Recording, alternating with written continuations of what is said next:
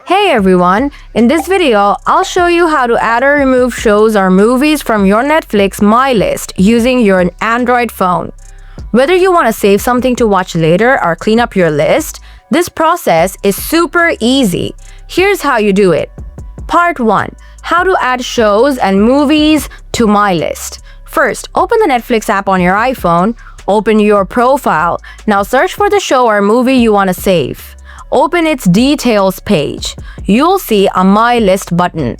Tap the My List icon. It will instantly add that title to your My List. Part 2. How to remove shows and movies from My List. Sometimes you compile too many shows and movies on your list. To remove them, you can go to your Netflix home screen, tap My Netflix at the bottom. Now right next to My List, tap on See All. Here, you'll see everything you previously added.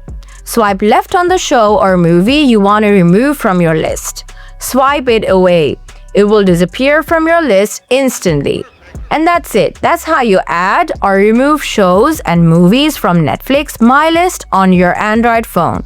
If this guide helped you out, hit like and subscribe for more quick tech tutorials. See you in the next one.